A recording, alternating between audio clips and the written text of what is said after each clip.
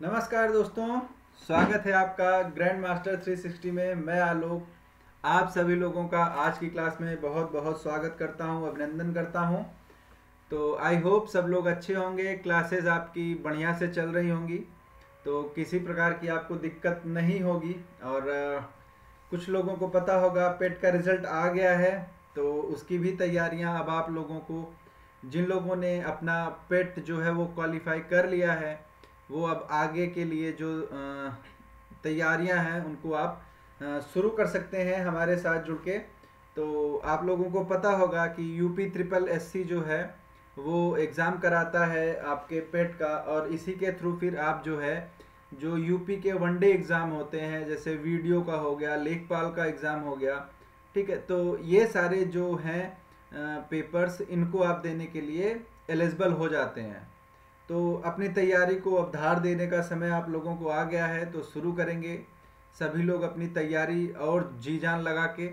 आपका कांस्टेबल का भी आप लोगों को पता होगा डेट शीट आ गई है, आपके एग्ज़ाम की डेट जो है वो आ चुकी है। तो अब किसी भी प्रकार का बहाना, कोई भी गुंजाइश, तैयारी में कोई कमी, ये सब चीज़ें अब आप नहीं कर सकते हैं। अपने आप को धोखा अब नहीं देना है, बंद कर देना है इन सब चीज़ों को। तैयारी करनी है, बिल्कुल जोर शोर से एकदम दबा के लग जाना है, क्योंकि फरवरी में आप लोगों का एग्ज़ाम है और वो दिन जो है वो अब बहुत दूर नहीं है। क्लियर? तो शुरू करेंगे आज की अपनी क्लास को। तो आप लोगों को पता है कल क्लास नहीं हुई थी किसी कारण से, तो उसके लिए हम क्षमा प्रार्थी हैं आप लोगों के। तो आज की क्लास जो है स्टार्ट करेंगे। तो स्टार्ट करने के पहले आप लोगों को एक बार दम बना दूं मैं, तो आप लोगों का दम बना रहे क्लास के लास्ट तक। इसलिए काम करो ऐसे कि पहचान बन जाए, चलो ऐसे कि निशान बन जाए। क्या करना है कि काम करो ऐसे कि पहचान बन जाए, चलो ऐसे कि निशान बन जाए। अरे जिंदगी तो हर कोई काट लेता है, जिंदगी तो हर कोई काट लेता है, अगर दम है तो ऐसे जियो कि मिसाल बन जाए। तो आप लोगों को मिसाल बनना है, सिर्फ जिंदगी जीना नहीं है, काटना नहीं है, क्योंकि 140 करोड़ की जनसंख्या सिर्फ इंडिया की है, उसमें 18 करोड़ सिर्फ यूपी की है। तो आप सोच लेना आप किस उस पर फाइट कर रहे हैं। और बहुत दूर नहीं जाना, अगर आप फॉर्म्स को देखेंगे तो 60,000 कांस्टेबल के फॉर्म में 50 लाख फॉर्म पड़े हुए हैं वैकेंसी के लिए। तो अगर मिसाल बनाना है तो सबसे अलग करना पड़ेगा, और इन्हीं सब चीज़ों को लेके चलिए शुरू करेंगे आज की अपनी क्लास को। तो पहले जो है वो देखते हैं विज्ञान और प्रौद्योगिकी से रिलेटेड जो करंट अफेयर्स हैं हमारे, उनके बारे में। तो विज्ञान और प्रौद्योगिकी से रिलेटेड करंट अफेयर के बारे में देखेंगे यहाँ पर कौन सी न्यूज़ आप लोगों के लिए है। तो सबसे पहले है भारत जीपीटी, ठीक है। तो चलिए हम काले से काले पे लिख रहे हैं, नहीं दिखाई दिया, अब काले से पीले पे लिखेंगे। तो क्या है भारत जीपीटी, ठीक है। तो आप लोगों को पता होगा कि एक क्या है चैट जीपीटी, आप लोगों को पता है क्या है चैट जीपीटी है। एक है गूगल बार्ड है, ठीक है। आप सब लोगों को पता होगा गूगल बार्ड और चैट जीपीटी के बारे में। आजकल बहुत लोग इसका इस्तेमाल कर रहे हैं सवालों को ढूंढने में, जवाबों को ढूंढने में। तो ये क्या होता है, एक स्वचालित भाषा प्रणाली होती है जो आपके सवालों का जवाब देती है, ठीक है। तो ऐसे ही चीज़ों को यहाँ पर क्या है, को रोवर ने क्या किया है, अपना स्वयं का स्वदेशी बड़ा भाषा मॉडल भारत जीपीटी लॉन्च किया है।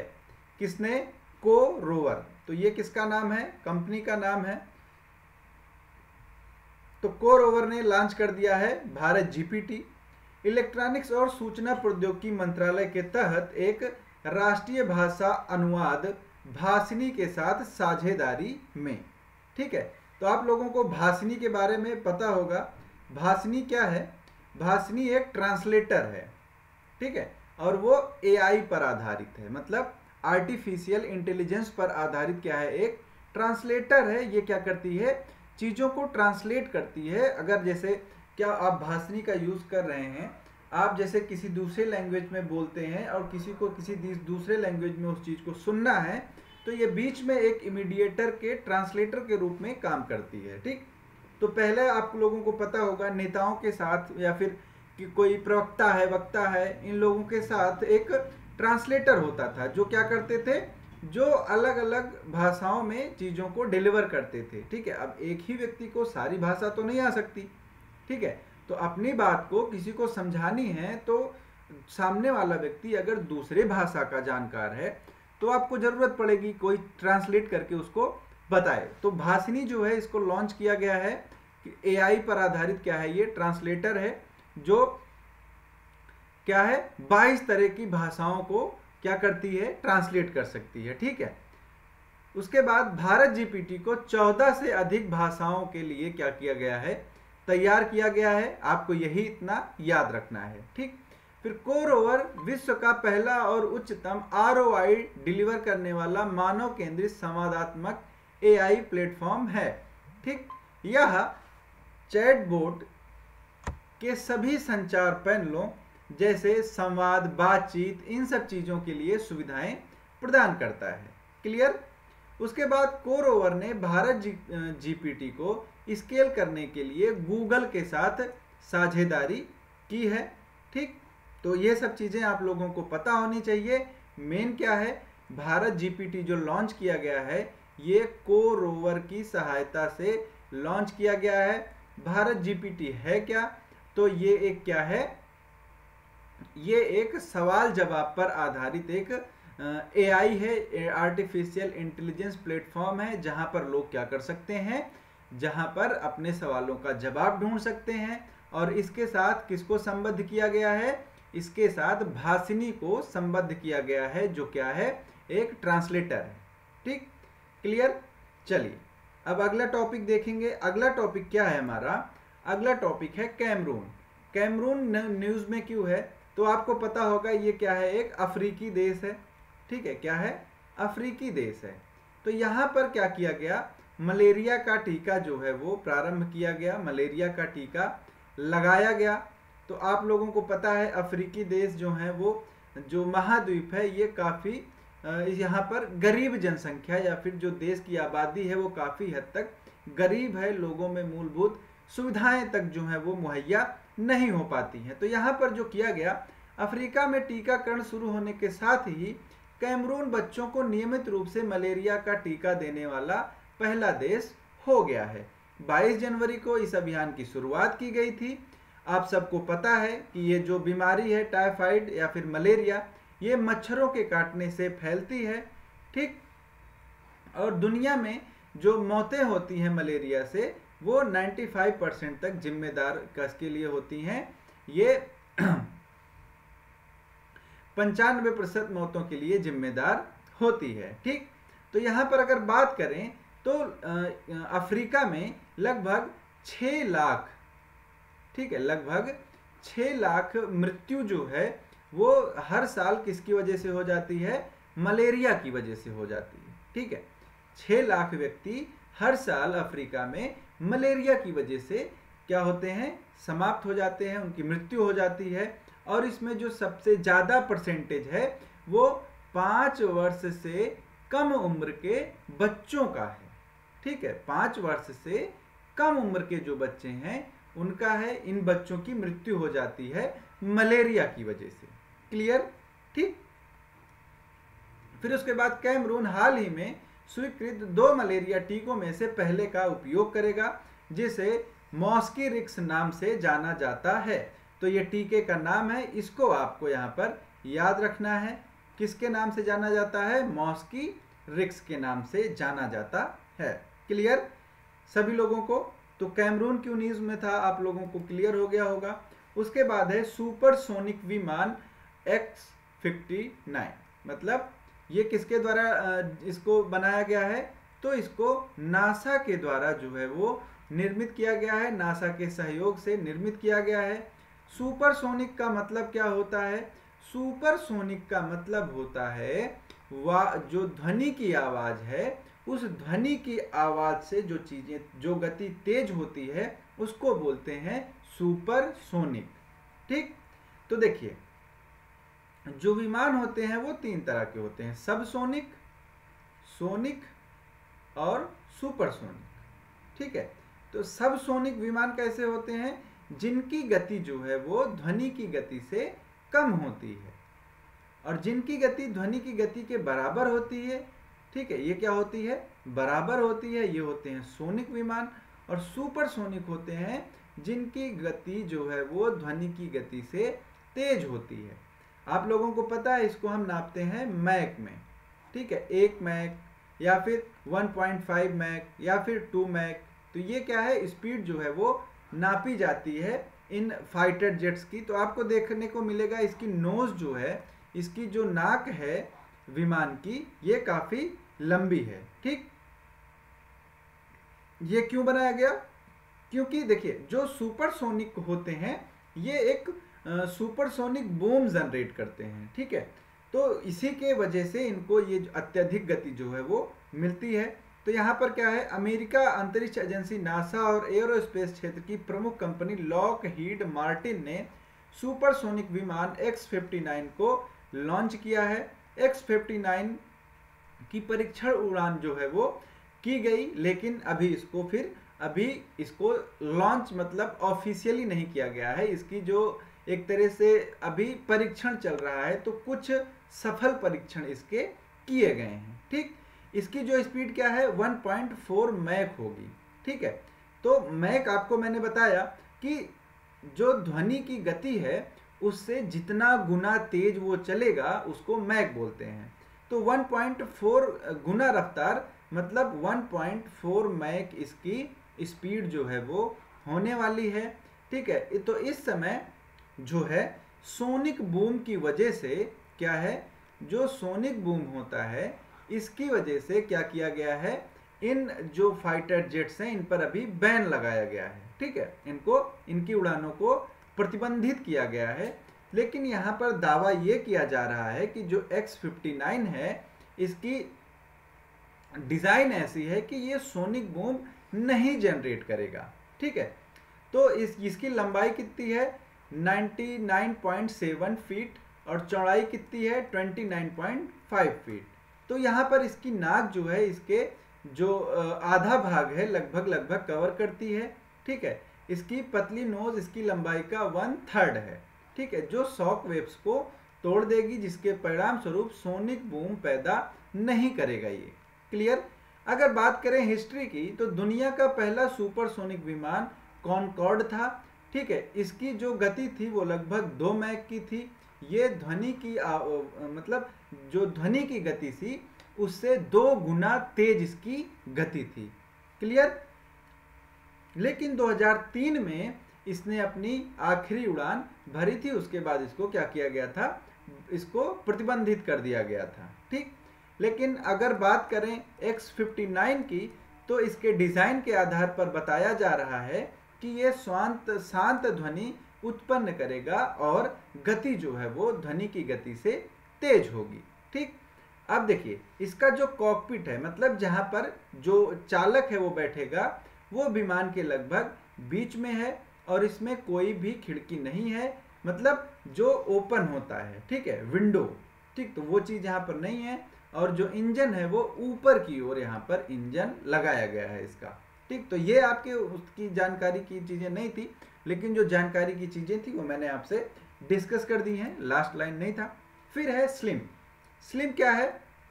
जापान का चंद्र मिशन है। ठीक है, क्या है? जापान का ये है चंद्र मिशन। ठीक, क्या है? जापान का चंद्र मिशन है, जिसने क्या किया, सफलतापूर्वक जो है वो चंद्रमा की सतह पर लैंड किया। और इसके साथ ही जो जापान है ये 5वां देश बन गया है क्या करने वाला, चंद्रमा पर सफलतापूर्वक लैंडिंग करने वाला। तो अगर बात करें कि पहले के देश कौन है, तो USSR था या फिर रसिया आप ले लीजिए, फिर USA था, अमेरिका, फिर उसके बाद चाइना था, फिर उसके बाद हमारा प्यारा भारत इंडिया था, और अब जापान जो है वो 5th मतलब 5वां देश बन गया है चंद्रमा की सतह पर सफलतापूर्वक लैंडिंग करने वाला। ठीक, तो इसने क्या किया, लैंडिंग किया, इतिहास रचा, कहानी आपको मैंने बता दी है। ठीक है, तो अभी ये इसमें जो बताया जा रहा है कि इसके जो सोलर पैनल्स हैं ये धूप नहीं पा रहे हैं, तो बिजली उत्पन्न नहीं कर रहे हैं। ठीक है, तो क्या किया, रूस, अमेरिका, चीन और भारत के बाद उतरने वाला 5वां देश बन गया है। ठीक है, तो ये चीज आपको यहाँ पर याद रखनी है। क्लियर। चलिए उसके बाद फिर देखते हैं सरकारी योजनाएं और नीतियों के बारे में। सरकारी योजनाएं और नीतियां कौन कौन सी हैं, तो यहाँ पर है पर्वतमाला योजना। ठीक है, तो पर्वतमाला योजना पहले से चलाई गई योजना है। ये क्या है, ये एक रोपवे सिस्टम होता है, दो मतलब पहाड़ी स्थान है जैसे। ठीक है, तो इनके बीच में ये एक क्या करते हैं, तार खींच देते हैं और तार पे समझ लीजिए एक बॉक्स लटका देंगे। अब इसमें लोग बैठ के इधर से इधर खेलते रहते हैं। ठीक है, मतलब आते जाते हैं, एक तरह से ये तार पर लटकी हुई टैक्सी समझ लीजिए आप। ठीक है, तो देखिए पहाड़ी क्षेत्रों में क्या होता है, रास्ता जो है वो बहुत ही दुर्लभ होता है, दुर्गम में होता है। ऐसे आसानी से आप पहाड़ों को काट कर सड़क नहीं बना सकते हैं। ठीक है, तो इससे अच्छा क्या है, तार खींच के डोली लटका दीजिए उसमें, तो आएंगे जाएंगे लोग। ठीक, तो पहाड़ी इलाकों में पर्यटन को बढ़ावा वगैरह देने के लिए क्या शुरू किया गया था, पर्वतमाला योजना जो है वो प्रारंभ की गई थी। इसमें क्या था, जो मतलब जो स्थान थे पर्यटन से युक्त, जहां पर पर्यटन संभव था, वहां पर क्या किया गया था, वहां पर उन स्थानों पर रोपवे जो है वो बनाने की योजना की गई थी। तो अभी हाल ही में फिर से घोषणा की गई कि अब जो है 250 से अधिक जो है रोपवे परियोजनाएं और स्टार्ट की जाएंगी। तो इसीलिए ये न्यूज में था। तो पर्वतमाला परियोजना अब आपको याद रखनी है। ठीक है, पिछले साल घोषणा की गई थी कि 1200 किलोमीटर से अधिक की लंबाई का रोपवे जो है वो विकसित किया जाएगा। ठीक, मेक इन इंडिया के तहत रोपवे उपकरणों के निर्माण को बढ़ावा भी दिया जा रहा है। क्लियर। फिर उसके बाद है गृह ज्योति योजना। गृह ज्योति योजना कहाँ की है, तेलंगाना की है। ठीक है, कहाँ की, तेलंगाना की। तेलंगाना में आपको पता है कांग्रेस की नई सरकार बनी है, तो इनकी जो 5 प्रमुख घोषणाएं थी उसमें से एक थी मुफ्त बिजली या फिर निःशुल्क बिजली प्रदान करना, मतलब फ्री बीज, मुफ्त की रेवड़ियां बांटी जा रही हैं चुनावों के द्वारा। तो ये वो चीज है। तो यहाँ पर मुफ्त बिजली के लिए ये स्कीम जो है वो लाई गई थी। तो मुफ्त बिजली के लिए जो स्कीम लाई गई थी उसका नाम क्या है, जो लागू की गई योजना, गृह ज्योति योजना। ठीक है, अब इस गृह ज्योति योजना में किया क्या जाएगा, तो इसमें 200 यूनिट बिजली जो है वो फ्री में दी जाएगी लोगों को। तो तेलंगाना सरकार ने नई बिजली नीति लाने का फैसला किया है। घोषणा इसको वेडनेसडे को हुई थी, बुधवार को हुई थी। ठीक, तो जो 6 गारंटियां दी गई थी उनमें से एक है, इसके माध्यम से 200 यूनिट तक मुफ्त बिजली देने की जो है वो घोषणा की गई। ठीक है, क्लियर। तो इसके द्वारा 200 यूनिट फिर बिजली दी जाएगी। क्लियर है। ये गृह स्वामी ही नहीं बल्कि जो किराएदार हैं उनको भी इस योजना का लाभ जो है, गृह ज्योति योजना का लाभ वो मिलेगा। अभी तक 1.42 करोड़ लोगों ने इसमें जो है वो रजिस्ट्रेशन करा लिया है। ठीक, क्लियर। तो ये चीज थी गृह ज्योति योजना के बारे में। उसके बाद फिट इंडिया चैंपियंस पॉडकास्ट।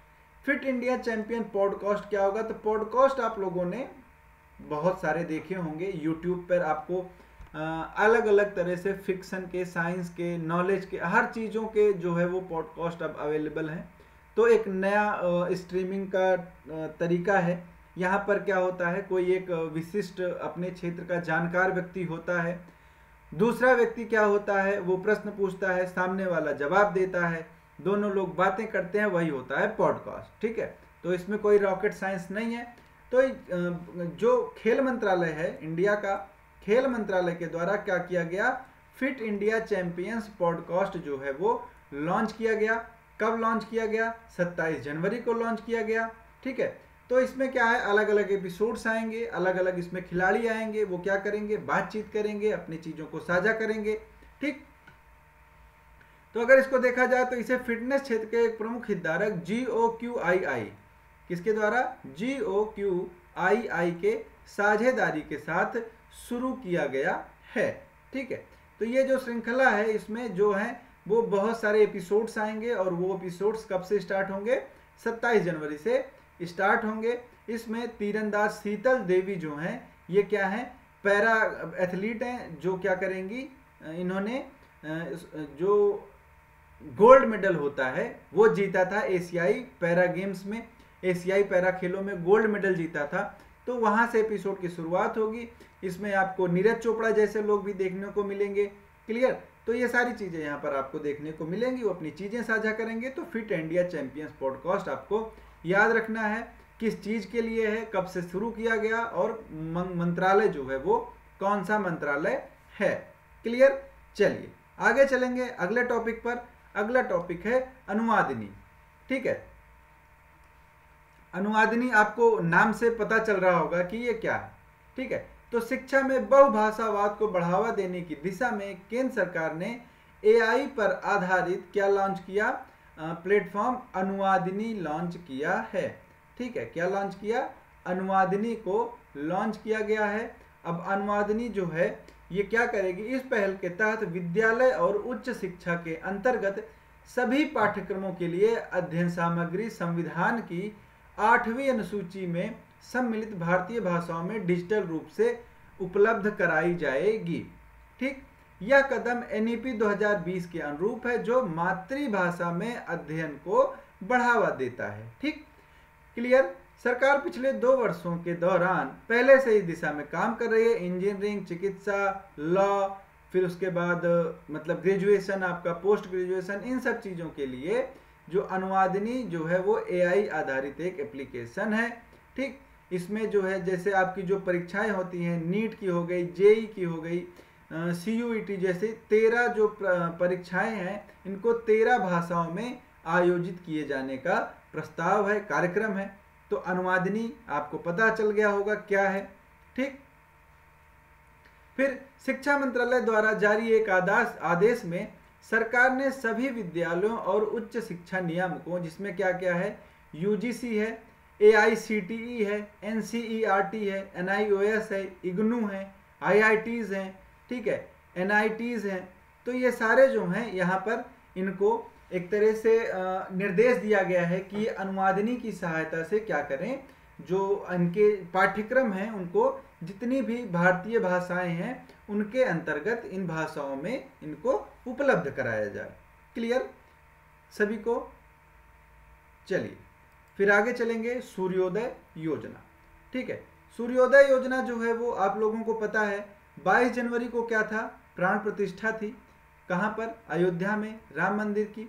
और इसी दिन प्रधानमंत्री सूर्योदय योजना जो है वो उसकी घोषणा किसके द्वारा की गई? तो प्रधानमंत्री के द्वारा की गई। ठीक है, क्या है ये? प्रधानमंत्री सूर्योदय योजना। ठीक, अब इस योजना के बारे में अगर बात करें तो इस योजना का जो उद्देश्य है वो क्या है कि जो ग्रामीण क्षेत्र हैं या फिर जो देशवासी हैं उनके घरों पर सौर ऊर्जा संयंत्र स्थापित करके क्या किया जाए? सौर ऊर्जा संयंत्र स्थापित करके बिजली का जो उत्पादन है वो किया जाए। और जो पर्यावरण का संरक्षण है, भारत का जो प्रयास है पर्यावरण संरक्षण की दिशा में, उस पर्यावरण संरक्षण को बढ़ावा दिया जाए।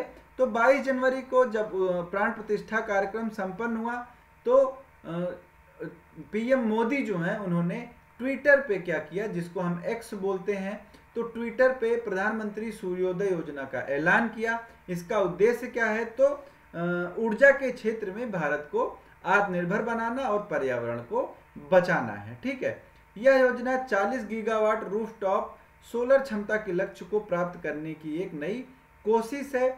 यहाँ पर जो योजना है इसमें घरों पर सोलर पैनल लगाए जाएंगे और सोलर पैनल की सहायता से जो ऊर्जा का उत्पादन है वो किया जाएगा। ठीक, तो पूरे साल औसतन सूर्य से धरती पर प्रति स्क्वायर मीटर क्षेत्र को 342 वाट सोलर एनर्जी प्राप्त होती है। ठीक, क्लियर? तो 342 वाट सोलर एनर्जी सामान्य इलेक्ट्रिसिटी की 100 यूनिट के बराबर है। ठीक, तो अगर मानिए कि एक परिवार महीने में 100 यूनिट बिजली खर्च करता है तो 12 स्क्वायर मीटर एरिया की सोलर एनर्जी उसकी बिजली की जरूरतों को आराम से कंप्लीट कर देगा। ठीक है, तो देखिए जो एक मिडिल क्लास फैमिली है वो बहुत मुश्किल से 100 यूनिट बिजली जो है वो यूज करती है। तो यहाँ पर अगर ये 12 स्क्वायर मीटर एरिया में अगर सोलर पैनल स्थापित किया जाता है उनके छतों पर, तो उनको फिर जो बाहर का बिजली का कनेक्शन है उसको लेने की ज़रूरत नहीं है। तो जिससे उनकी क्या होगी, एक तरह से आर्थिक स्थिति में भी सहायता मिलेगी, दूसरा पर्यावरण का संरक्षण भी हो सकेगा, और जो सरकार की 40 गीगावाट की रूफटॉप सोलर योजना है उसको भी बढ़ावा मिलेगा। फिर देखते हैं रक्षा के क्षेत्र में क्या चीज़ें की गई हैं रक्षा परिदृश्य में। तो जो प्रमुख सैन्य अभ्यास हैं उसके बारे में बात करेंगे। तो इस टाइम पे सबसे इम्पोर्टेंट जो है वो क्या है, एक्सरसाइज स्टीडफास्ट डिफेंडर। एक्सरसाइज स्टीडफास्ट डिफेंडर जो है ये नाटो जो देश है, नाटो का संयुक्त सैन्य अभ्यास है, जिसमें लगभग 90,000 सैनिक जो है वो भाग ले रहे हैं। ये मई 31 तक चलेगा, मतलब 31 मई 2024 तक चलने वाला एक संयुक्त सैन्य अभ्यास है। तो ये इम्पोर्टेंट इसलिए हो जाता है कि ये बहुत सालों के बाद फिर से आयोजित किया जा रहा है। बहुत साल कितने, तो ये लास्ट टाइम 1988 में जब कोल्ड वार समाप्त हुआ था तब से इसको रोक दिया गया था। क्लियर सभी लोगों को? ठीक है, तो यहाँ पर एक बार इसको हम देख लेंगे कि क्या बताया है। तो नाटो अपना सबसे बड़ा जो सैन्य अभ्यास है वो आयोजित कर रहा है, 90,000 सैनिक भाग लेंगे। नाम क्या है, एक्सरसाइज स्टीडफास्ट डिफेंडर 2024। ठीक है, तो ये अब क्या है, स्टार्ट हो चुका है। ठीक, इसका जो उद्देश्य है वो बस इतना है कि ये एक तरह से रूस को रिटेलिएट करने के लिए दिखाया जा रहा है कि देखो ये चीजें यहाँ पर की जा रही हैं। ठीक है, विमान वाहक से लेकर विध्वंसक तक 50 से ज्यादा जहाज, 80 से ज्यादा लड़ाकू विमान, हेलीकॉप्टर, 133 से ज्यादा टैंक, 533 से ज्यादा भूमि पर लड़ने वाले जो अन्य उपकरण है वो सारे। ठीक है, तो ये सारी चीज इसमें जो है वो पार्टिसिपेट कर रही हैं। ठीक, अगर यहाँ पर बात करें तो अंतिम अभ्यास 1988 में शीत युद्ध के दौरान 1,25,000 प्रतिभागियों के साथ कंप्लीट किया गया था। ठीक है, सभी लोगों को क्लियर है? चलिए चलते हैं अगले टॉपिक पर। अगला टॉपिक क्या है, युद्धाभ्यास साइक्लोन। साइक्लोन किसके किसके बीच है, तो साइक्लोन सर है मिस्र और इंडिया के बीच में। ठीक है, किसके किसके, मिस्र और भारत के बीच में है। तो ये इसका जो आयोजन किया जा रहा है वो मिस्र के असांस में किया जा रहा है। ठीक है, तो जो भारतीय सेना है वो पहुंची है कहां पर, मिस्र में, युद्धाभ्यास साइक्लोन में भाग लेने के लिए। तो युद्धाभ्यास कब से शुरू किया जा रहा है, 22 जनवरी से 1 फरवरी तक ये चलेगा। कहां पर, असांस मिस्र में। तो पेपर में पूछे जाने वाली यही इतने चीजें हैं कि युद्धाभ्यास साइक्लोन कहां पर आयोजित किया जा रहा है, तो मिस्र के असांस में आयोजित किया जा रहा है। इसमें आपसे पूछ सकता है कि जो युद्धाभ्यास साइक्लोन है इसमें किन किन देशों के बीच में हो रहा है, तो भारत और मिस्र के बीच में हो रहा है, 22 जनवरी से 1 फरवरी के बीच में। क्लियर? ठीक है, सभी लोगों को ये चीजें क्लियर होंगी। ये पढ़ने वाली चीजें हैं, इसको आप पढ़ सकते हैं, ये आपके पेपर में नहीं पूछी जानी है। ठीक, चलिए उसके बाद क्या है, अभ्यास खंजर। अभ्यास खंजर किसके किसके बीच में आयोजित किया जा रहा है, तो अभ्यास खंजर का आयोजन जो है वो भारत और किर्गिस्तान के बीच में हो रहा है। ठीक, तो अगर इसकी बात करें तो ये 11वां संयुक्त विशेष बल अभ्यास है, जिसको हिमाचल प्रदेश के बलकोह स्थित विशेष बल प्रशिक्षण स्कूल में शुरू किया गया। ये कब से कब तक है, तो ये भी 22 जनवरी से स्टार्ट है और 3 फरवरी तक जो है ये चलने वाला है। तो ये वैकल्पिक रूप से आयोजित किया जाता है, मतलब अल्टरनेट आयोजित किया जाता है। अल्टरनेट का मतलब एक बार भारत में आयोजित किया जाएगा, फिर एक बार किर्गिस्तान में आयोजित किया जाएगा। ठीक है, तो इस बार भारत के हरियाणा के हिमाचल प्रदेश के बलकोह में इसको आयोजित किया जा रहा है। ठीक है, क्लियर है? 20 कर्मियों वाली भारतीय सेना के दल का प्रतिनिधित्व पैराशूट रेजिमेंट के सैनिकों द्वारा किया जा रहा है और किर्गिस्तान का स्कॉर्पियन ब्रिगेड के द्वारा किया जा रहा है। ठीक है, सभी लोगों को चलिए फिर उसके बाद operation desert night. Desert night होता है फ्रांस और यूएई और इंडिया के लिए, ठीक है। तो इंडिया ये कहाँ पर हुआ, अरब सागर के ऊपर किया गया 23 जनवरी 2024 को। इसका नाम क्या है, डेजर्ट नाइट। ये भी इंपॉर्टेंट है, आपको याद रखना है, ठीक है। तो इसमें अगर देखा जाए तो यूएई की वायुसेना का F-16, भारत का सुखोई 30, MKE, MiG-21, जगुआर या फिर C-130, ये सारे जो जहाज थे इन्होंने अरब सागर के ऊपर अपना प्रदर्शन किया, अपना युद्धाभ्यास किया। क्लियर। तो ये चीज़ें यहाँ पर निकलती हैं, सामने आती हैं। फिर उसके बाद अब चलेंगे अपने महत्वपूर्ण टॉपिक्स की ओर, जो अब आपको यहाँ पर ज़्यादा इम्पोर्टेंट मिलने वाले हैं। तो इसमें सबसे पहले क्या है, तो सर इसमें सबसे पहले है राष्ट्रीय घटनाक्रम के बारे में। तो राष्ट्रीय घटनाक्रम में ही अब सारी चीज़ें आपको मिलेंगी। तो शुरू करेंगे। पहला क्या है, सतर्कता पत्रिका पहल, ठीक है। सतर्कता पत्रिका पहल मतलब एक पत्रिका का अनावरण किया गया है, किसके द्वारा, तो नवीन और नवीकरणीय ऊर्जा मंत्रालय के द्वारा, ठीक। तो जो इनकी पत्रिका है इसका नाम क्या है, पहल। इसके अंदर इरडा नाम की एक कंपनी जो है वो काम करती है। तो इरडा आप लोगों ने सुना होगा। तो इसके द्वारा क्या लॉन्च किया गया, गृह पत्रिका पहल जो है वो लॉन्च किया गया। कब लॉन्च किया गया, आपको डेट बता दूं, 25 जनवरी 2024 को इस पत्रिका का अनावरण जो है वो एक तरह से किया गया। किसने किया, तो श्री प्रदीप कुमार दास ने इसका अनावरण किया। ये क्या है, तो प्रदीप कुमार दास जो हैं वो इरडा के अध्यक्ष हैं या फिर महानिदेशक हैं, ठीक है। क्लियर सभी लोगों को। तो यह समारोह नई दिल्ली में इरडा के पंजीकृत कार्यालय में हुआ, जहां मुख्य सतर्कता अधिकारी अजय कुमार साहनी लोग, ये मतलब आपको पढ़ने की जरूरत इसको नहीं है, ये आपके पेपर में नहीं पूछा जाएगा। जो पूछा जाएगा वो मैंने आपको बता दिया, ठीक है। क्लियर। चलिए आगे चलेंगे अगले टॉपिक पर। अगला टॉपिक क्या है, हमारा संविधान हमारा सम्मान, ठीक है। तो हमारा संविधान हमारा सम्मान जो है इसका उद्घाटन किया गया किसके द्वारा, हमारे जो उप राष्ट्रपति हैं, ठीक है। तो उपराष्ट्रपति के द्वारा इसका जो है वो एक तरह से उद्घाटन किया गया कार्यक्रम का। हमारे उपराष्ट्रपति कौन है, तो वो है जगदीप धनखड़ जी। जगदीप धनखड़ के द्वारा इसका जो है वो यहाँ पर शुभारंभ किया गया, ठीक। क्लियर। अब यहाँ पर जो महत्वपूर्ण चीजें हैं उनके बारे में जानने की कोशिश करते हैं, ठीक। तो ये 75वें गणतंत्र दिवस के पूर्व जो है वो लॉन्च किया गया, ठीक। क्या, हमारा संविधान हमारा सम्मान, ये कार्यक्रम जो है इसको शुरू किया गया। इसके प्रमुख घटक की बात करें तो सबको न्याय हर घर न्याय, ठीक है।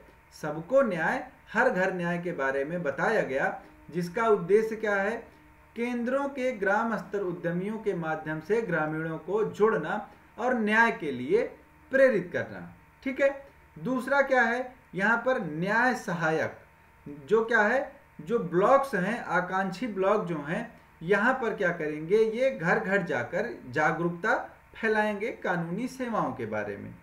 फिर उसके बाद यहाँ पर न्याय सेतु का शुभारंभ किया गया, जिसका उद्देश्य कानूनी सेवाओं का विस्तार करने के लिए जो है महत्वपूर्ण योजनाएं जो है, कार्यक्रम जो है वो चलाए जाएं, ठीक। उसके बाद न्याय तक समग्र पहुंच के लिए अभिनव समाधान डिजाइन करना, मतलब एक दिशा नामक एक पत्रिका का भी विमोचन यहाँ पर किया गया।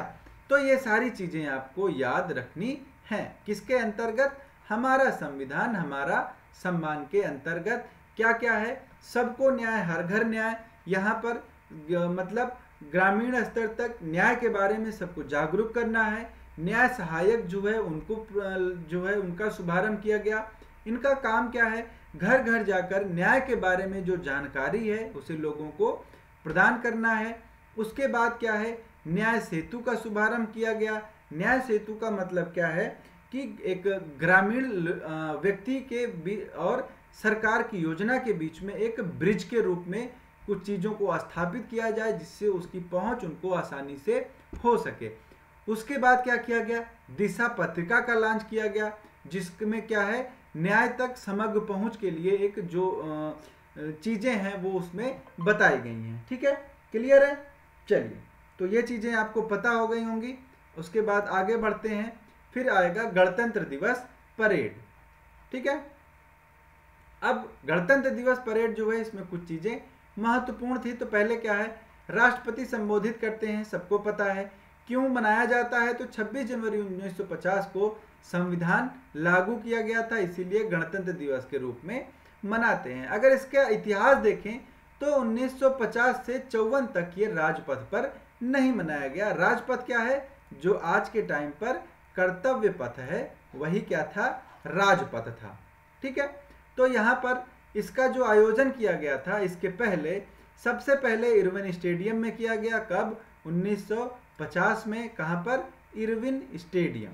ठीक है, जहाँ पर आपको अब क्या है, जू जो है दिल्ली का, चिड़ियाघर है, वो अब बन गया है। ठीक है, फिर उसके बाद किंग्सवे पर, फिर लाल किला और फिर रामलीला मैदान में, मतलब 1951, 1952, 1953 और 1954। फिर 1955 से इसको कहाँ बना किया जाने लगा, जो राजपथ है। ठीक है, क्या है, राजपथ। ठीक, यहाँ पर इसको आयोजित किया जाने लगा। राजपथ का पूर्व में नाम क्या था, तो इसका नाम था किंग्स वे। ठीक है, मतलब राजा का रास्ता। अब क्या नाम है इसका, अब इसका नाम है कर्तव्य पथ। ठीक है, अब क्या नाम है इसका, कर्तव्य पथ इसका नाम है। क्लियर। अगर हम बात करें पहले गणतंत्र दिवस की, तो इसमें जो मुख्य अतिथि हैं वो इंडोनेशिया के प्रेसिडेंट थे डॉक्टर सुकर्णो। और 1955 में एक बार जब राजपथ पर पहली बार आयोजित की गई परेड को, तो पाकिस्तान के गवर्नर जनरल मलिक गुलाम मोहम्मद को बुलाया गया था। क्लियर। तो अगर हम बात करें यहाँ पर जो हमने इस बार 75वां गणतंत्र दिवस मनाया, तो इसके जो मुख्य अतिथि थे वो कौन थे, इमैनुअल मैक्रों। ठीक है, ये क्या थे, ये मुख्य अतिथि थे 75वें गणतंत्र दिवस के। यहाँ पर सबसे जो महत्वपूर्ण झांकी थी वो अयोध्या की झांकी थी, जिसमें रामलला और अयोध्या मंदिर को दर्शाया गया था। ठीक है, क्लियर है। तो यूपी वालों इस चीज़ को ध्यान में रखना है। फिर गणतंत्र दिवस जो परेड थी, इसमें भारतीय वायुसेना दल में 144 जो है वायु सैनिक और 4 अधिकारी शामिल थे। ठीक है, तो इनकी देखिए मेन चीज़ें आपको पढ़नी है। वायुसेना की जो थीम थी वो क्या थी, सक्षम सशक्त आत्मनिर्भर। ठीक है, क्या थी, सक्षम सशक्त आत्मनिर्भर। यहाँ पर जम्मू कश्मीर की जो झांकी थी उसमें बैगनी क्रांति को दर्शाया गया था। ठीक है, क्लियर है। तो बैगनी क्रांति को यहाँ पर दर्शाया गया, कहाँ पर, जम्मू कश्मीर की झांकी में। ठीक, यहाँ पर जो पूर्व सैनिक थे उनके द्वारा भी जो झांकी दर्शाई गई, उसमें क्या था, राष्ट्र निर्माण पहले भी, अब भी, आगे भी और हमेशा। ठीक है, तो पूर्व सैनिकों के द्वारा भी झांकी प्रदर्शित की गई, जिसकी थीम क्या थी, राष्ट्र निर्माण पहले भी, अब भी, आगे भी और हमेशा। क्लियर। तो ये सारी चीजें हैं यहाँ पर। पहली बार गणतंत्र दिवस के मौके पर दिल्ली पुलिस की ओर से परेड में सिर्फ महिला पुलिसकर्मी शामिल हुई। ठीक, उसके बाद फ्रांसीसी जो एक दल आया था उसने भी मार्च पास्ट किया। ठीक है, तो यहाँ पर 30 सदस्यीय बैंड दल था और 90 सदस्यीय मार्चिंग दल था, जिसका नेतृत्व कैप्टन नोएल ने किया जो मार्चिंग दल था, और बैंड दल का नेतृत्व कैप्टन खुर्दा ने किया। क्लियर, सभी लोगों को सभी चीज़ें जो है वो क्लियर हो रही होंगी। ठीक, उसके बाद क्या है, परेड में पहली बार तीनों सेनाओं की ओर से ऑल वीमेन मार्चिंग कंटिजेंट जो है वो शामिल हुआ। मतलब जो भारत की तीनों सेनाएं हैं, जल सेना, वायु सेना और थल सेना, तीनों सेना की महिला टुकड़ियां जो है वो शामिल हुई। कहाँ पर, इस परेड में। ठीक है, इन तीनों सेनाओं की 60 महिलाएं शामिल हुई और ट्राई सर्विस टुकड़ी का नेतृत्व कैप्टन शरणिया राव ने किया। ठीक, ठीक है। फिर उसके बाद महिला बीएसएफ महिला ब्रॉस बैंड और सीमा सुरक्षा बल महिला टुकड़ी की परेड जो है वो पहली बार शामिल हुई। क्लियर है सभी लोगों को? तो ये जो गणतंत्र दिवस परेड की इम्पोर्टेंट चीज़ें थी जो पेपर में आपके पूछी जा सकती हैं, उनको एक जगह पर कंपाइल करके आपको यहाँ पर बताया गया है। इन चीज़ों को आप ध्यान में रखेंगे। यहाँ पर और भी चीज़ें हैं, जैसे BSF CISF का भी ऑल वुमेन मार्चिंग और ब्रास बैंड परेड हुआ। ठीक है, डेयर डेविल बाइकर्स टीम में सिर्फ BSF CRPF और SSB की महिलाएं शामिल हुई। फ्रांस का 30 सदस्यीय मार्चिंग दल जो है ये शामिल हुआ। पहली बार फ्रांस का राफेल एयरक्राफ्ट परेड में शामिल हुआ। एयरफोर्स के तरफ से फ्लाई पास्ट में ट्रायंगल फॉर्मेशन दिखाए गए। ठीक है, उसके बाद इस बार कर्तव्य पथ पर अनंत सूत्र नामक एक विशेष प्रदर्शनी का आयोजित किया गया, जिसमें 18 राज्यों से 1900 साड़ियाँ जो है वो प्रदर्शित की गई। इन साड़ियों पर QR कोड लगाया गया था, जिससे उसके संदर्भ में सारी चीज़ें जो हैं वो वहाँ पर विस्तृत जानकारी दी गई थी। क्लियर? फिर उसके बाद शिक्षा मंत्रालय ने हायर एजुकेशन पर ऑल इंडिया सर्वे रिपोर्ट 2021-22 जारी की। तो भारत सरकार के शिक्षा मंत्रालय ने उच्च शिक्षा पर अखिल भारतीय सर्वेक्षण रिपोर्ट 2021-22 जारी किया। इसमें जो है वो हम बात करेंगे क्या क्या जो आउटकम्स हैं वो निकलकर सामने आए हैं। तो हायर एजुकेशन में मतलब उच्च शिक्षा में स्टूडेंट्स का कुल एनरोलमेंट मतलब कुल एडमिशन 2020-21 में 4.14 करोड़ से बढ़कर 4.33 करोड़ हो गया। ठीक है, क्लियर? तो इसमें 91 लाख की वृद्धि हुई। ठीक, फिर महिलाओं का अगर एनरोलमेंट देखें तो 2020-21 में 2.01 करोड़ था, जो बढ़कर 2.07 करोड़ हो गया।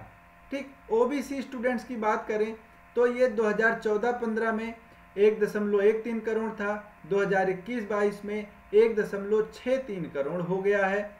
अगर बात करें SC स्टूडेंट्स की तो 2014 में 46.07 लाख की तुलना में अब 66.23 लाख 44% की अभूतपूर्व वृद्धि इसमें दर्ज की गई है। फिर ST स्टूडेंट्स की बात करें तो 2014-15 में 16.41 लाख से बढ़कर 27.1 लाख हो गया, तो इसमें 65.2% की वृद्धि हुई है।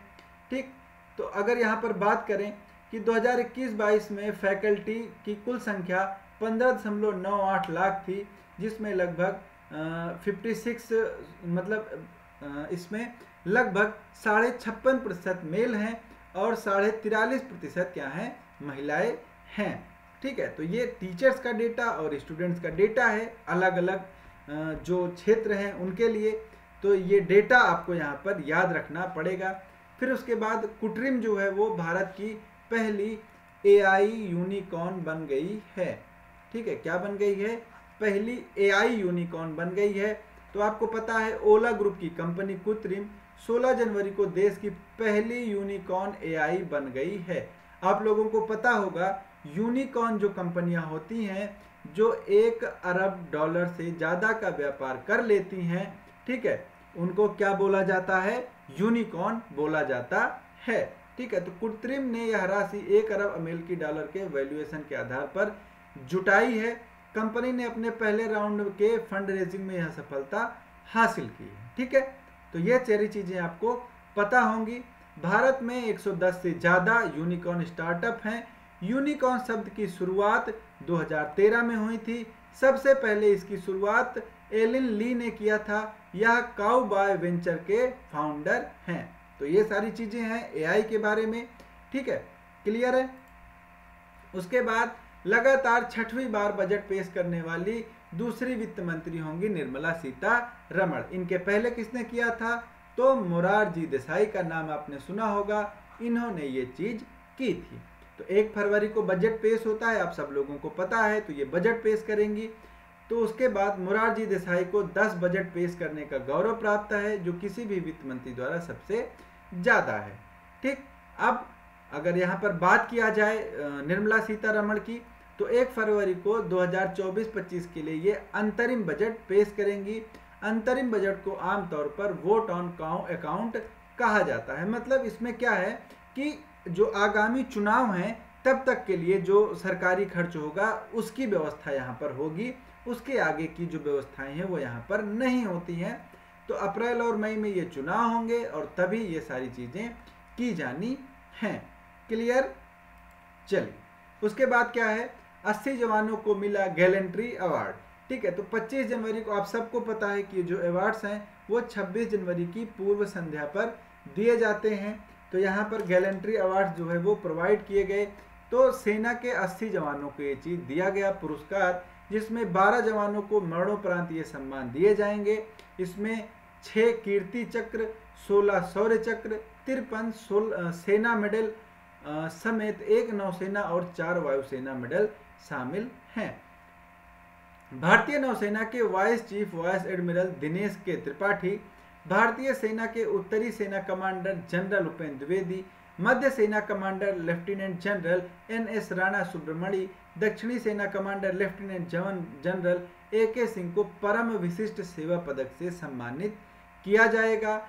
जो कोस्ट गार्ड है या फिर भारतीय तटरक्षक बल है, इनके जो महानिदेशक हैं राकेश पाल को इनको अति विशिष्ट सेवा पदक से सम्मानित किया जाएगा। ठीक, उसके बाद भारतीय वायुसेना के रख रखाव कमान प्रमुख एयर मार्शल विभास पांडे ने PVSM से सम्मानित किया जाएगा। ठीक है, तो ये सारे अवार्ड जो है वो सेना को दिए जाएंगे। नाम आपको याद रखना है। ठीक है, उसके बाद क्या है, captain Anshuman Singh army medical corps 26वीं बटालियन पंजाब रेजिमेंट। ठीक है, 9 पैरा स्पेशल फोर्स यूनिट के हवलदार अब्दुल माजिद और 55 राष्ट्रीय राइफल्स के सिपाही पवन कुमार को मरणोपरांत दूसरे सर्वोच्च शांतिकालीन कीर्ति चक्र से सम्मानित किया जाएगा। तो ये यहाँ पर मोस्ट इंपॉर्टेंट है, कीर्ति चक्र आपको ये याद रखना है। ठीक, उसके बाद ये सारे अवार्ड्स हैं, ये आप पढ़ लेंगे, ये आपको यहाँ पर याद रखना है। जो इम्पोर्टेंट है वो है यहाँ पर कीर्ति चक्र, ये आपको मरणोपरांत किनको दिया गया ये आपको जरूर याद रखना है। उसके बाद 132 लोगों को पद्म पुरस्कार यहाँ पर दिया गया है। तो कौन कौन से लोग हैं, कौन कौन सा पुरस्कार यहाँ पर दिया गया है उसको जानने की कोशिश करते हैं। तो इसमें 5 पद्म भूषण, 5 पद्म विभूषण, 17 पद्म भूषण और 110 पद्मश्री जो है वो दिए जाएंगे। इसमें जो प्रमुख नाम है उसमें क्या है, जो एक्ट्रेस थी मतलब अभी क्या है ओल्ड हो गई हैं, बुढ़ी हो गई हैं, वैजयंती माला, पूर्व उपराष्ट्रपति वेंकैया नायडू, ठीक है, मिथुन चक्रवर्ती, उषा उत्थुप, इन लोगों को ये सारी चीजें दी जाएंगी। इसमें असम की रहने वाली देश की पहली महिला महावत जो हाथी चलाते हैं, पार्वती बरुआ और जो जागेश्वर यादव का नाम भी शामिल किया गया है। तो ये ऐसे नाम है जो आपको याद रखने हैं। ठीक है, क्योंकि 132 नाम आप नहीं याद रख सकते हैं, लेकिन ये इंपॉर्टेंट नाम है, इसको आपको याद रखना है। जैसे क्या है, असम की रहने वाली देश की पहली महिला महावत जो हाथी चलाते हैं, जैसे घुड़सवार क्या है घोड़ा दौड़ाते हैं, वैसे महावत हाथी दौड़ाते हैं। तो यही बड़े क्या किया जाएगा, इनको ये पद्म अवार्ड जो है वो दिया जाएगा। इसके अलावा लिस्ट में चार्मी मुर्मू, सुमन्ना, सर्वेश्वर, संगथाम ये सब भी हैं। इसमें विजेताओं की लिस्ट में देखेंगे तो 132 लोगों में 30 महिलाएं हैं, जिसमें 8 जो है वो विदेशी हैं। 9 लोग ऐसे हैं जिनको मरणोपरांत दिया जाएगा। इसके पहले आप लोगों को पता है कर्पूरी ठाकुर जी को भारत रत्न दिया जाएगा, ये अभी हम डिस्कस करेंगे। तो पद्म सम्मान जो है ये देश के सर्वोच्च नागरिक सम्मानों में से एक है। इसको 3 श्रेणी में डिवाइड किया गया है, पद्म विभूषण, पद्म भूषण और पद्म श्री। ठीक है, क्लियर है। चलिए, फिर उसके बाद क्या है, RBI की पंचायती राज फाइनेंस रिपोर्ट। तो RBI ने 2022-23 के लिए पंचायती राज संस्थाओं की वित्त रिपोर्ट जारी की। इस रिपोर्ट के मुताबिक पश्चिम बंगाल एक पंचायत पर 25.14 लाख रुपए खर्च कर रहा है, जबकि गुजरात महज 3.34 लाख रुपए खर्च कर रहा है। बात करें मध्य प्रदेश की, तो मध्य प्रदेश ने 2022-23 के दौरान सिर्फ 3.92 लाख खर्च किए। बिहार औसतन 63,000 रुपए प्रति पंचायत खर्च किया। ठीक है, देश में अगर बात की जाए, देश की कुल 2,55,623 ग्राम पंचायतों को 95% से ज्यादा राजस्व केंद्र और राज्य सरकारों के अनुदान के रूप में मिलता है और इनका जो 1.1% स्थानीय कर व अन्य शुल्कों से जुटा पाती हैं, 3.3% ब्याज से और गैर कर राजस्व के जरिए प्राप्त हो जाता है। तो ये सारे जो डेटा हैं ये इम्पॉर्टेंट हो जाते हैं यहाँ पर, और सबसे ज़्यादा ये रिपोर्ट इम्पॉर्टेंट हो जाती है कि किसके द्वारा जारी की गई और क्या क्या चीज़ें इसमें जो है वो कवर की गई हैं। क्लियर। फिर उसके बाद इम्पॉर्टेंट व्यक्तित्व में आ जाएंगे जो आपके नए जो जज नियुक्त किए गए हैं सुप्रीम कोर्ट के, जिनका नाम है प्रसन्ना बी वराले। प्रसन्ना बी वराले को क्या किया गया है, सुप्रीम कोर्ट का नया एक न्यायाधीश जो है वो नियुक्त किया गया है। इसके पहले ये जो कर्नाटका हाई कोर्ट था, कर्नाटका हाई कोर्ट के ये क्या थे, चीफ जस्टिस थे। तो यहाँ से इनको अब क्या किया गया है, सुप्रीम कोर्ट में न्यायाधीश के रूप में नियुक्त किया गया है। क्लियर। तो अब सुप्रीम कोर्ट में कितनी संख्या हो गई, 34 संख्या हो गई। जो कुल अब जज कितने हैं सुप्रीम कोर्ट में, 34 है, मतलब 1 + 33। ठीक है। क्लियर। तो 1 क्या हो गए, CJI हो गए, 33 क्या हो गए, अन्य जज हो जाते हैं। ठीक है। तो यहाँ पर अगर जस्टिस वराले के बारे में देखें एक सामान्य जानकारी के लिए, तो 1962 में कर्नाटक में इनका जन्म हुआ था। फिर उन्हें अपनी पढ़ाई की। 1990 से 92 के बीच में ये लॉ कॉलेज में लेक्चरर रहे।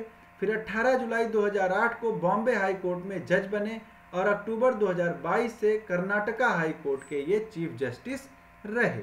ठीक है। तो ये जानकारी थी इनके लिए। फिर उसके बाद क्या है, कैशलेस एवरीवेयर। ठीक है। तो 25 जनवरी को जनरल इंश्योरेंस काउंसिलिंग द्वारा कैशलेस एवरीवेयर नाम से नया इनिशिएटिव जो है वो शुरू किया गया। इसके तहत हेल्थ इंश्योरेंस पॉलिसी धारक अब देश के किसी भी हॉस्पिटल में कैशलेस इलाज करा सकेंगे। ठीक है। लाइफ इंश्योरेंस पॉलिसी धारकों को अब किसी भी हॉस्पिटल में इलाज के लिए पैसे नहीं देने पड़ेंगे। ठीक। इस इलाज का पूरा खर्चा बीमा कंपनी अपने बीमा कवर से कैशलेस रूप में हॉस्पिटल को देगी। तो ये एक क्या है, अच्छी योजना है। ठीक है। तो जो जिन अस्पताल का टाई अप है इंश्योरेंस कंपनीज के साथ, वो कंपनीज इसमें जो है यहाँ पर इन्वॉल्व होंगी। ठीक है। जो जिन कंपनियों का बीमा टाई अप नहीं है, ठीक है, उनको ये सुविधा जो है वो नहीं मिलेगी। तो इलाज शुरू होने के 48 घंटे पहले बीमा कंपनी को ये सारी चीज़ें जो है वो बतानी होंगी। एक्स्ट्रा चार्ज कोई देना नहीं है। तो ये सारी जो चीज़ें हैं यहाँ पर की गई हैं। फिर उसके बाद अरुणाचल प्रदेश के उत्पादों को GI टैग मिला। ठीक है। तो GI टैग किसको किसको मिला है, उत्पादों में आपातानी, मोनपा, आदि, गैलो, ताई खामती, नीसी वस्त्र, मोनपा हैंडमेड कागज को GI टैग दिया गया है। ठीक है। और उसके बाद क्या करें, तो सिंफो फलाप जो क्या है, एक चाय है। फिर आदि अपोंग, दाओ, अंगन्यात, बाजरा और मरुआ अपो को भी GI टैग दिया गया। GI टैग आपको मैंने बहुत बार बताया है, GI टैग वो चीज़ें होती हैं जिनका एक बहुत ही इम्पोर्टेंट भौगोलिक जो है वो पहचान होती है, उनको ये दिया जाता है। ठीक है। तो सबसे जो चीज़ें हैं, इसको शुरुआत कब किया गया था, 15 सितंबर 2003 को सबसे पहले दार्जिलिंग की चाय को GI टैग प्रदान किया गया था। ठीक है। तो ये सारी चीज़ आपको पता है। अभी काई चटनी को भी दिया गया था, वो सबसे ज़्यादा इम्पोर्टेंट यहाँ पर हो जाता है। फिर उसके बाद सौम्या तिवारी देश की सर्वश्रेष्ठ जूनियर वुमेन्स प्लेयर बनी। तो यहाँ पर बात करेंगे 23 जनवरी को हैदराबाद की में BCCI ने अपने जो एनुअल इनके अवार्ड्स हैं उसकी घोषणा की, जिसमें भोपाल की जो सौम्या तिवारी हैं इनको सर्वश्रेष्ठ क्रिकेटर घरेलू स्तर पर जो है वो अवार्ड जो है वो नवाजा गया। सौम्या तिवारी को NCA द्वारा आयोजित टूर्नामेंट राजकोट NCA का कप्तान बनाया गया था। ठीक है। तो ये सारे उनके रिकॉर्ड हैं, इसको पढ़ने की आपको ज़रूरत नहीं है। आपको ज़रूरत क्या है, किसको दिया गया है, तो सर्वश्रेष्ठ junior women's player Saumya Tiwari बनी। फिर उसके बाद कर्पूरी ठाकुर जी का नाम आता है। कर्पूरी ठाकुर जो है ये इंपॉर्टेंट है, मैं ये आपको लिख के दे सकता हूँ। 100% ये आपके एग्जाम में कोई ना कोई क्वेश्चन किसी न किसी एग्जाम में किसी न किसी शिफ्ट में बनने वाला है। तो यहाँ पर 2 बार बिहार के ये मुख्यमंत्री थे। इनको जननायक के नाम से जाना जाता है। किसको? कर्पूरी ठाकुर को। क्यों ये न्यूज़ में है? तो इनको भारत रत्न से नवाजा जाएगा। ठीक है, इनकी अभी 100वीं जयंती जो है वो मनाई गई और उसी उपलक्ष्य में भारत सरकार के द्वारा ये घोषणा की गई एक दिन पहले।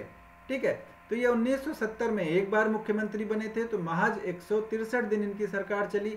फिर 1977 में ये दोबारा बने थे। ठीक है, क्लियर सभी लोगों को? तो यही जो चीजें हैं ये इंपॉर्टेंट है। इसके बाद अगर बात करें तो ये चौथे व्यक्ति हैं बिहार से जिनको भारत रत्न मिलेगा। इसके पहले डॉक्टर राजेंद्र प्रसाद और बिस्मिल्लाह खान और जयनारायण, ठीक है, जिनको लोकनायक भी बोला जाता है। इन 3 लोगों को पहले यहाँ से बिहार से भारत रत्न पुरस्कार जो है वो दिया जा चुका है। ये चौथे व्यक्ति हैं कर्पूरी ठाकुर जिनको भारत रत्न का सम्मान जो है वो दिया जा रहा है। ठीक है, अब इसके बाद क्या है? योग एवं प्राकृतिक चिकित्सा अस्पताल। ठीक है, तो योग एवं प्राकृतिक चिकित्सा अस्पताल जो है वो आयोजित किया जा रहा है। कहाँ पर? इसका शिलान्यास किया गया किसके द्वारा? सर्बानंद सोनोवाल के द्वारा और असम के मुख्यमंत्री हेमंत विश्व शर्मा द्वारा। कहाँ पर? डिब्रूगढ़ में। ठीक है, तो ये 100 बिस्तरों वाला योग और प्राकृतिक चिकित्सा अस्पताल होगा। ठीक है, जिसकी आधारशिला रखी गई। क्लियर? तो ये आपको यहाँ पर इम्पोर्टेंट याद रखना है। ठीक है, और बाकी चीज़ें यहाँ पर तो वो आती रहती हैं कि जैसे यहाँ पर हृदय पुनर्सुधार, मधुमेह पुनर्वास, ऑटो इम्यून बीमारियों और गैर संचारी जोखिम, ये सब चीज़ें आपको यहाँ पर देखनी है। इससे ज़्यादा कोई मतलब नहीं है। ठीक, फिर उसके बाद यहाँ पर भारत का नाम रोशन करने वाले एक दूसरे व्यक्तित्व के बारे में चर्चा करेंगे, 43 वर्षीय रोहन बोपन्ना के बारे में। तो इन्होंने क्या किया? ऑस्ट्रेलियन ओपन डबल्स का खिताब जीता है। ठीक है, किसके साथ? तो मैथ्यू एबडेन के साथ। ठीक है, तो अभी आपको पता होगा ऑस्ट्रेलियन ओपन हाल ही में समाप्त हुआ, तो इसको जीता किसने? रोहन बोपन्ना ने मैथ्यू एबडेन के साथ। तो ये डबल्स में इन्होंने ये जीत हासिल की। इसके पहले अगर बात करें तो 2017 में इन्होंने फ्रेंच ओपन जो है वो जीता था। वो मिक्स्ड डबल था, ये क्या था? मेल डबल था। ठीक है, तो इन्होंने ये जीत लिया है। किसको हराया? तो सिमोन बोलेली और इंड्रिया बावसोरी को, जोड़ी को इन्होंने हराया है। इन्होंने हाल ही में क्या था? पुरुष युगल की रैंकिंग में पहले स्थान पर पहुंचे थे। इनको हाल ही में पद्मश्री से भी नवाजा गया। ठीक, बोपन्ना ओपन एरा में ग्रैंड स्लैम जीतने वाले सबसे उम्रदराज खिलाड़ी बन गए। ठीक है, क्लियर? चलिए आगे चलते हैं। फिर उसके बाद अगर ऑस्ट्रेलियन ओपन न्यूज में है तो देखेंगे कि सिंगल्स कितने जीता। ठीक है, सिंगल्स इटली के युवा टेनिस खिलाड़ी यानिक सिनर ने ये जीता है। 22 साल के ये हैं और आपको पता होगा कि अभी तक जो जैसे सेमीफाइनल में इन्होंने जो 10 बार के ग्रैंड स्लैम चैंपियन थे नोवाक जोकोविच, आपको नाम पता होगा, टेनिस में बहुत ही बड़ा नाम है। जैसे रोजर फेडरर हैं, राफेल नडाल हैं, तो इसी तरह क्या है नोवाक जोकोविच हैं। तो इन्होंने सिनर ने नोवाक जोकोविच को सेमीफाइनल्स में हराया था और उसके बाद इन्होंने फाइनल में हराया मेदवेदेव को, जिन्होंने पिछली बार ओपन का खिताब जीता था। तो यानिक सिनर ने फाइनल में रूस के दानिल मेदवेदेव को हराया। ठीक है, उसके बाद पुरुष एकल जीतने वाले ये इटली के पहले खिलाड़ी बने। ठीक है, तो ये मुकाबले में इन्होंने 5 सेट के, ये आपको नहीं ज़रूरत है, सिनर ने अपने कैरियर का पहला ग्रैंड स्लैम खिताब जीता है। तो ये नाम आपको यहाँ पर याद रखना है, यानिक सिनर।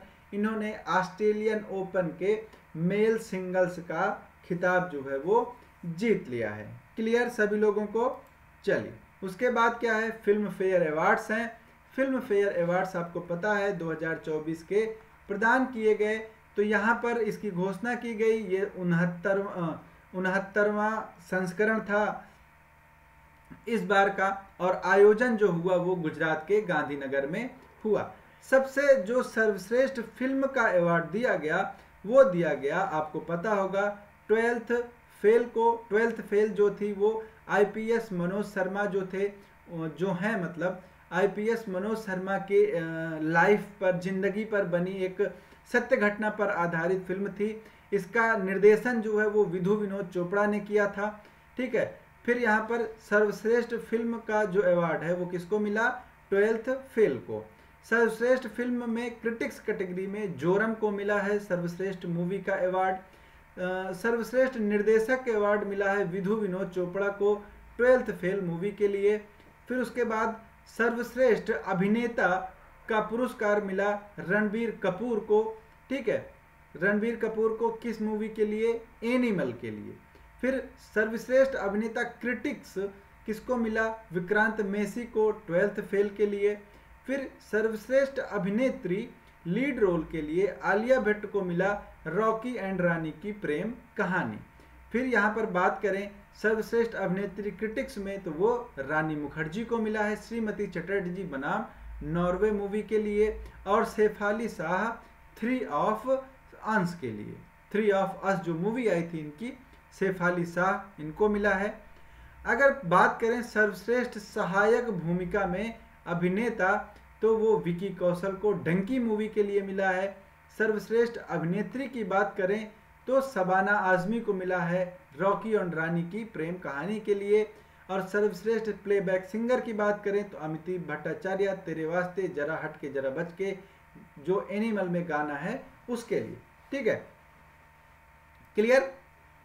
तो यहाँ पर रणबीर कपूर और आलिया भट्ट को अपनी अपनी कैटेगरी में बेस्ट एक्टर और बेस्ट एक्ट्रेस का अवार्ड मिला, ठीक है। तो ये चीज़ें मैंने आपको बता दी हैं, ये आप वहाँ से पढ़ लेंगे।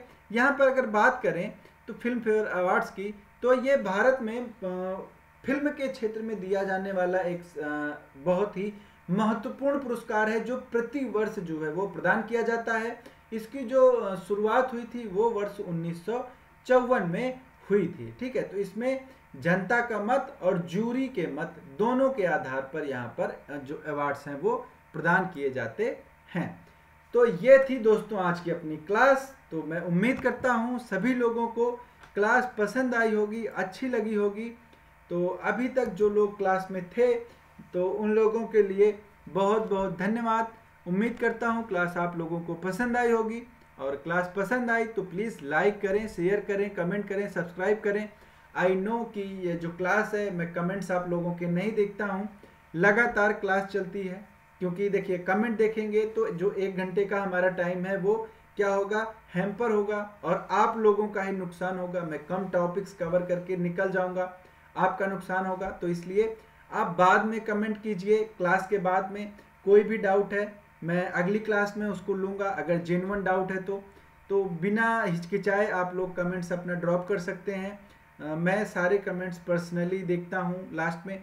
तो चलिए मिलते हैं अगली क्लास में, सेम टाइम सेम जगह। तब तक आप सभी दोस्तों को बहुत बहुत नमस्कार सभी को, और लास्ट में जय हिंद जय भारत।